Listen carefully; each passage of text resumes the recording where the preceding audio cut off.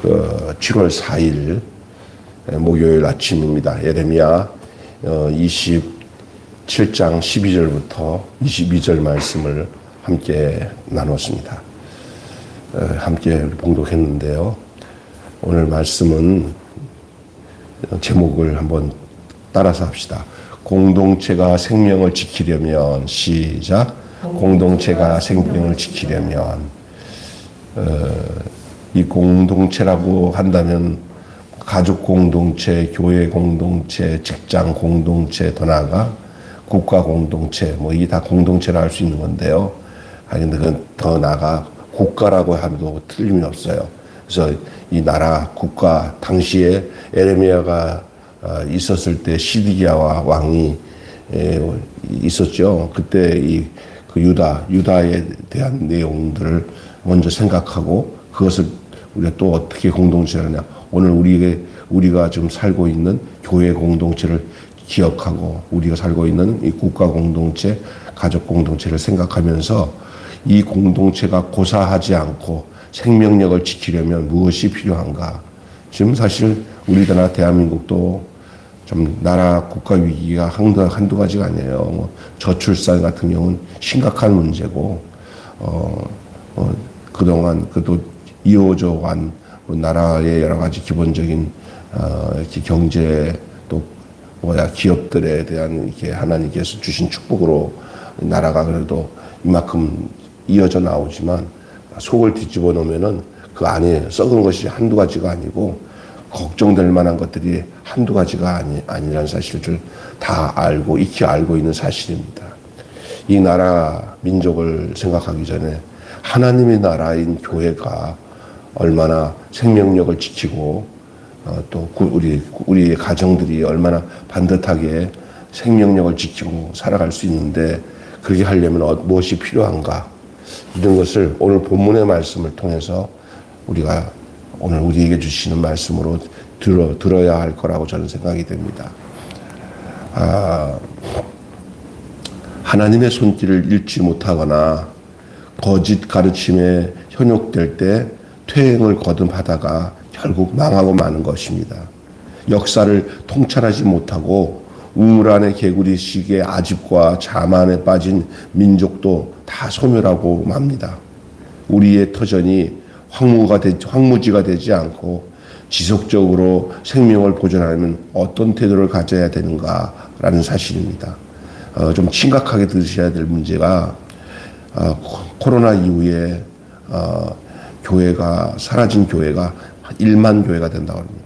엄청난 교회들이 사라지고 감당을 못하고 대다수 많은 게 작은 교회이겠지만 그러나 흔치 않게 큰 교회들도 한순간에 사라지는 교회들이 생기고 있습니다. 과도한 빚에 의해서 대출 이자를 갚지 못하고 급격하게 교인들이 줄어드는 상황에 감당 못해서 매물로 나오는 교회도 있고, 또 상가교회 같은 경우는 세를 내지 못하고 견디다 못해 그냥 교회의 십자가를 내려야 되는 이런 것들을 보게 됩니다.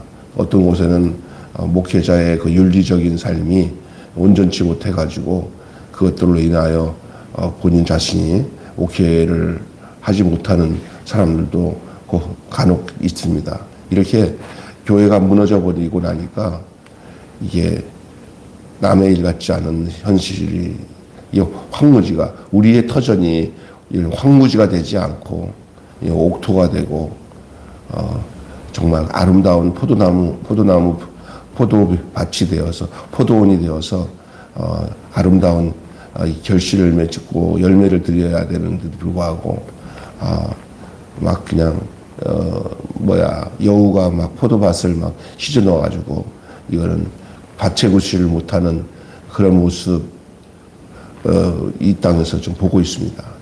우리가 이런 가운데 어떤 면 사탄의 역사로 인하여 그런 경우도 많죠. 대부분 그렇죠. 그런데 이런 상태에서 우리가 지속적으로 이 공동체의 생명을 보존하고 살리려면 어떤 태도를 가져야 되는가, 이 예레미야 말씀을 통해서 살펴보겠습니다.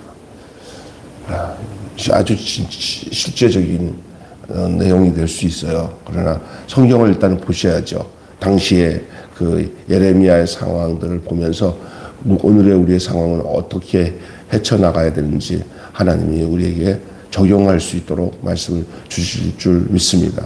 첫째로는요, 이 공동체와 생명을 지켜나가고 보존하려면은 허황된 말 하지 말고 현실을 직시해야 돼요. 진실을 직면해야 돼요. 피하려고 하면 안 됩니다. 이 현실이, 그리고 이 진실이 무엇인지를 직면해야지 자꾸 거짓으로 살다 보니까 계속 거짓으로 일삼으면 살 길이 없어요. 그냥 옛날에 이런 말 있죠. 야, 그러지 말고 가서 솔직하게 다 얘기해.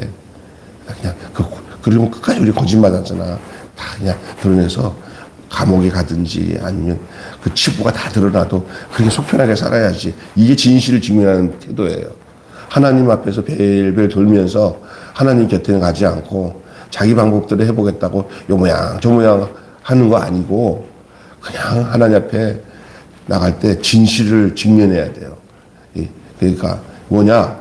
오늘 본문에 보면 하나님은 이 시디기야 왕에게 바벨론의 몽해를 매라고 촉구하는 거예요. 지금 그 국제 질서가 이 유다의 지역의 그 당시의 국제 질서가 신흥 강국인 이 바벨론에 하나님이 힘을 실어줬어요. 하나님이 바벨론에게 항복하라가 하는 것이 이 진실된 예언자들에게 주신 하나님의 명령입니다. 왜냐하면은 그동안은 애굽을 의지하고 주변에 오랫동안 관계 가졌던 그 사람들 다 이제 거의 다 떨어질 만한 사람들이 다 말라 비틀어져 가지고 힘도 안 쓴 힘도 쓸 수 없는 애굽에 의지하지 말고 아예 애굽한테 밉상 보여도 좋으니까 지금 조금 있으면 주인이 바뀐다. 주인 바뀌면 나중에 볼장 살아온 일 당하기 전에 미리 얘기하지만 그 바벨론에게 항복하면은 그래도 너희들 이렇게 어렵지 않게 그 고비를 넘길 수 있다. 하나님이 아주 정확하게 말씀해 주신 거예요.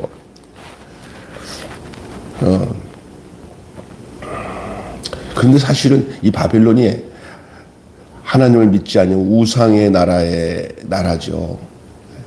바벨론 역시 뭐 애굽이랑 다를 게 없는 나라지만 그러나 하나님은 애굽과의 관계를 끊고 이 바벨론에게 항복하고 바벨론에게서 주는 멍에를 매라고 바벨론에게 항복해서 시킨 대로 하겠다고 그렇게 하라. 그게 하나님의 명령인데 이 얼마나 수치스러운 하나님의 명령입니까?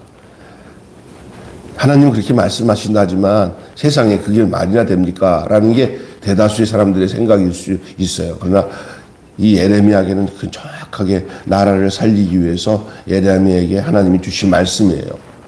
이렇게 수치스럽지만 하나님의 징계니 순순히 받아들여야 한다. 애굽에게 당하는 스스로 포로가 되겠다. 스스로 항복하는 거죠. 아직까지 이제 그게 싹이 터오는 상황인데 조금 있으면 이제 그게 이제 찾아오기 시작하면 그 무서운 결과가 나타나겠지만 미리 손을 쓰라는 거예요. 하나님은. 그러면 살 길을 열어주겠다. 그런 얘기예요. 생명을 얻는 길은 이런 현실적인 진실을 피해가는 게 아니라 진실을 정면으로 정직하게 직면하는 거예요.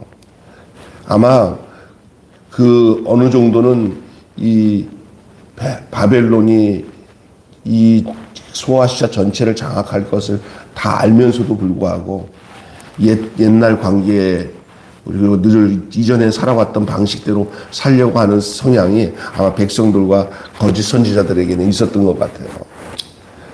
그리고 현실 당면하게 새롭게 일어나는 신국가인 바벨론에게 머리를 조아려 항복한다는 것은 매국노 같은 발상이고 전혀 하나님이 인정하지 않는 내용이라고 생각하는 선지자들이 대다수였어요. 그러나 이 에레미야는 그렇게 얘기 안 합니다. 다 그렇게 얘기해도 하나님이 주신 말씀은 이 바벨론에게 멍에를 매는 것이 살 길이다 말하고 있는 거예요. 회복은 회피하지 않고 그 현실을, 그 진실을 인정하는 데 출발하는 거예요. 지금 이 에레미야는 솔직히 말해서 당장은 편하게 지내려면 다른 선지자들처럼 하나님이 주신 말씀을 딱 등에 돌리고, 그래요. 우리 이전에 좋은 대로 그냥 삽시다. 그 닥치는 건 닥친 대로 살고요. 뭐 이러면서 자기 안위를 위해서 자기에게 고통당할 것을 피하기 위해서 거짓 선지자들 같이 똑같이 행했다면은 그건 진실된 선지자가 아니죠. 이 에레미야는 아주 눈에 확연하게 본 거예요. 하나님이 말씀해 주신 거예요. 바벨론에게 항복하는 것이 하나님의 방법이다. 우리가 이제는 바벨론의 몽에를 매야 된다. 얘기하는 거죠. 이 진실을 직면했을 때 그것을 정직하게 거기를 돌파해야지 그거 피해가면 안 됩니다. 하나님 나에게 말씀하신 대로 그대로 행하시기를 바랍니다. 예? 하나님이 이렇게 말씀하셨는데, 맞기는 맞는데, 내 여러 가지 상황에 봐서, 이거 참 난감하고만 하면서 자꾸만 뒤로 빼가지고 말씀은 이렇게 하라고 그러는데 전혀 다른 방법으로 계속 하고 있다면 이건 진실을 직면하지 않고 피하는 거예요. 이러면 안 돼요.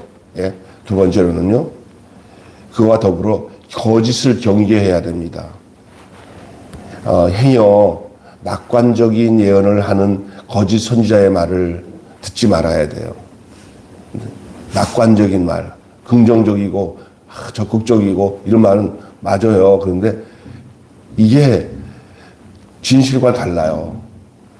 거짓 희망 고문이에요. 하나님의 이름으로 말한다고 다 하나님의 말씀은 아닙니다. 잘 기억하셔야 돼요. 하나님의 이름으로 말한다고 해서 다 하나님의 말씀이 되는 게 아니에요. 판단력과 분별력을 유지해야 됩니다. 판단력과 분별력을 유지해야 돼요. 그래서 우리가 하나님 말씀을 들을 때, 이 말씀은 사람 좋으라고 하는 말이구나. 하나님 뜻이 전달되는 게 아니라 저 사람들 비유 맞히는 말이구나. 이런 부분들이 잘 분별돼야 될 줄로 믿습니다. 판단력과 분별력을 유지하고 듣는 자의 책임은 한 가지가 있어요. 듣는 자의 책임 중에 하나가 중요한 게 분별이에요.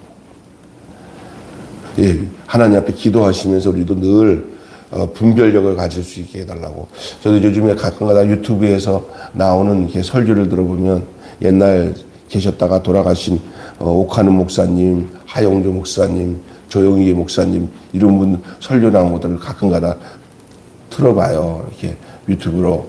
근데 요즘에 또 뜬다고 하는 사람들 이렇게 설교 젊은 목사들 또 좀 잘 알지 못했던 사람들 것도 들어보면요. 듣다 보면서 하나님 앞에 기도하면서 들어요. 하나님, 바르게 은혜 받을 수 있는 건 중요한데 혹시나 내 안에 내 마음속에 분별력을 주세요 하고 듣잖아요. 그러면 딱 잡혀요. 진짜. 기도하면서 들어봐야 돼요. 그러면 뭐가 틀린지를 딱 잡혀요. 이건 이제 이래서 문제구나. 이걸 들어요. 예. 그러니까 늘 자세는 은혜를 받으려고 하지만 어느 날 보면은 하나님의 우리 마음속에 분명한 기준을 주고 영적인 어떤 감각을 주셔요. 기도하고 마음을 비우고 들어보면 그러면 그걸 분별해야 돼요. 다 좋은 게 아니에요. 어떨 때는 귀는 즐겁고 아주 좋아요. 막 은혜가 돼요. 그런데 이상하게 찝찝해. 다시 한번 들어보면은 이 사람은 하나님 중심이 아니라 사람 중심이구나. 이런 걸 알게 해주세요. 요거는 누구 몫이냐? 듣는 자의 몫이에요. 그거는 누가 대신해 주지 못해요. 믿습니까? 우리들의 책임, 듣는 자의 책임은 분별입니다. 그래서 거짓을 듣고 또 거짓을 듣고 거짓을 들으면 거짓으로워져요, 내가. 그러나 참된 그 말씀을 듣기 시작하면 참을 수용하게 되고 바른 것을 수용하게 되잖아요. 그러면 그것이 더욱 견고해져서 거짓을 거부하는 상황으로 하나님이 인도해 주세요. 그것이 우리가 가져야 할 몫입니다. 그게 우리의 몫이에요. 참을 수용하고 거짓을 거부하는 것은 우리의 몫이에요. 자기 부정의 고통을 감수해야 될 줄로 믿습니다. 그래서 거짓을 경계해야 되는데 듣다 보면은 딱 보면은 알아요.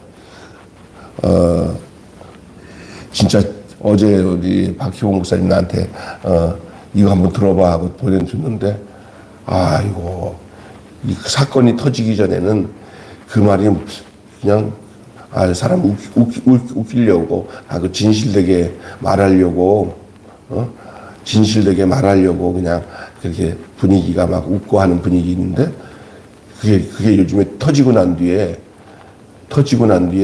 그거 다시 한번 들어보니까 아이고 저 말이 그런 상황이 그때부터 있었구만 하는 게 밝혀진 거예요.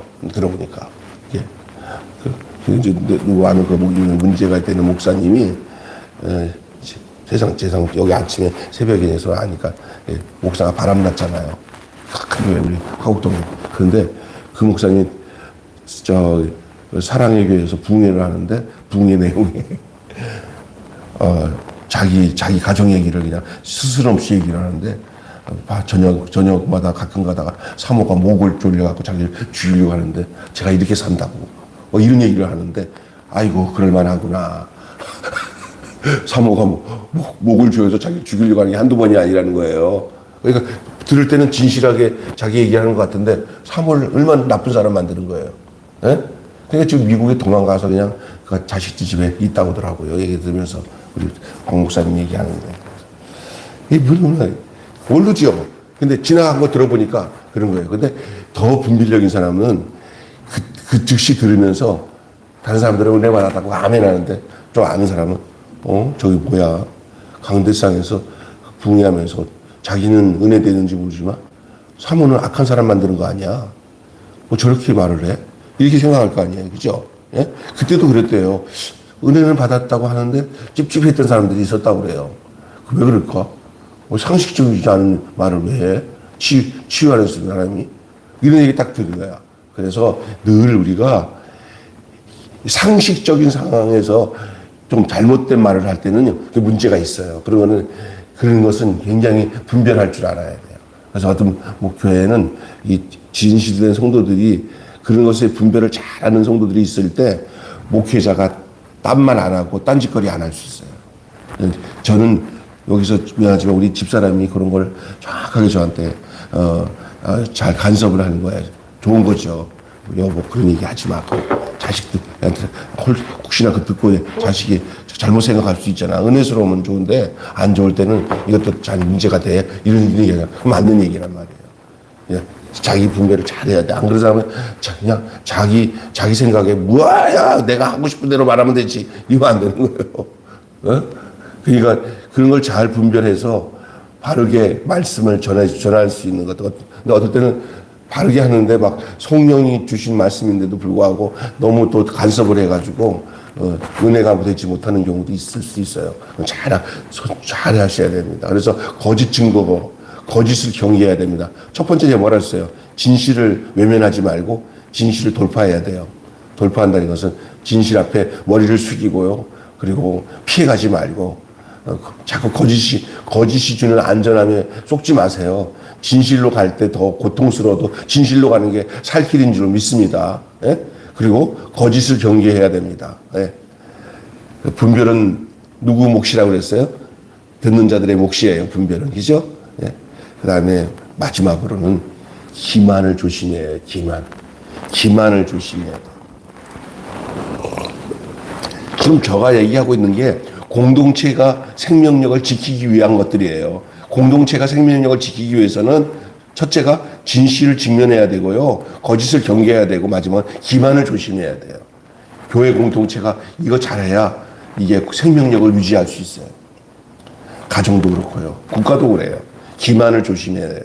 거짓 선지자들은 성전 기구가 돌아올 것이라고 장밋빛 예언을 합니다. 성전 기구가 속히 돌아올 것이라면서 장밋빛 예언을 합니다. 기분 좋은 말이지만 실체 없는 거짓말입니다. 얼마나 많은 정치인들이 실체 없는 거짓말을 가지고 거짓말을 통해 가지고 장밋빛 예언을 하듯이 희망으로 가짜 희망을 전하면서 사람들을 하는지 몰라. 그러고 난 뒤에 하는 소리가 아니면 뭐 그만이지. 나쁜 사람들이 특징이 뭔지 알아요? 나쁜 소문을 막 만들어가지고 나중에 그것이 거짓이라고 들통나잖아요? 그러면 뭐라고 하냐면 아니면 됐지 뭐. 아니면 잘 됐네. 이러죠. 근데 그 말로 인해서 그 당사자는 고통당하지요. 그죠? 가짜 소문으로. 그죠? 그러면 그거 어떻게 보상할 거예요? 근데도 괜찮다는 거예요. 이게 이 세상의 풍조예요. 이런 기만에 조심해야 돼요. 이런 기만에.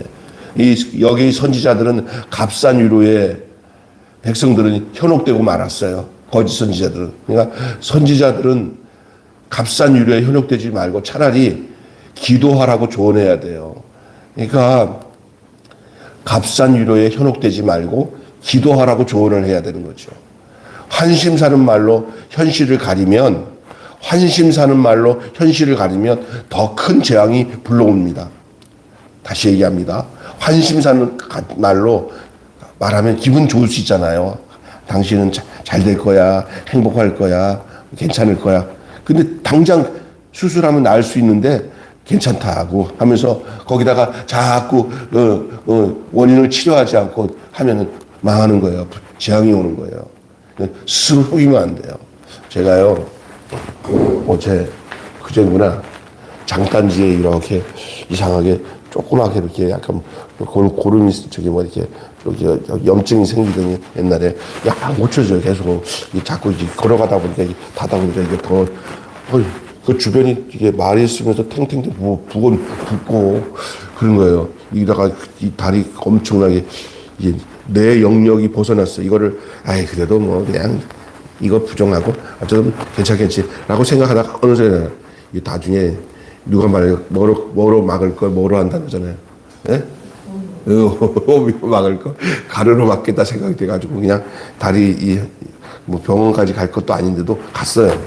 갔더니 아유 이거 언제부터 그랬어요? 의사가 그러더니 딱 그랬더니 이렇게 이쪽 정답 그냥 참을만해요. 걸다닐 수 있는데 앞으로가 걱정이 될 것 같아요. 점점 이게 골마지는 부분이 이게 더 퍼져가지고 아리고 아플 것 같아가지고 갔더니 닦더니 이거 좀만 기다려보세요 하더니 좀 아파요. 딱 하더니 내 힘으로는 할 수 없는 힘을 다해 남자가 의사 꽉 쳤잖아요. 얼마나 아픈지. 여기가 이게 수술하는 것보다 아파요. 가만 계세요. 현실을 직면하셔야 됩니다. 그래서 피하면 안 됩니다. 이거 좋을 거라는 생각하지 마시고 지금 잘 왔다고 그러면서 주사 맞고 약 먹고 나는데 그래도 안 되면 나중에 진짜 칼 가지고 수술해야 됩니다. 그럴 일은 없겠지만 조그만 이렇게 씨앗 되는 농이 하나 나왔다고. 그런데 아직 이거 잘 치료하지 않으면 다시 염증이 생길 수 있으니까 이틀 후에 오세요 하고 내가 오늘 말씀을 기억하면서 괜찮겠지. 뭐 어렸을 때 이런 일이 많았었는데 뭐 종기가 한 군데 있었나 그냥 싸고 그냥 집 비우는 그게 아니야 지금은.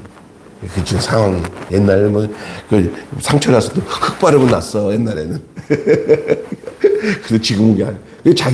자기 생각으로 넘어가면 망하는 거예요.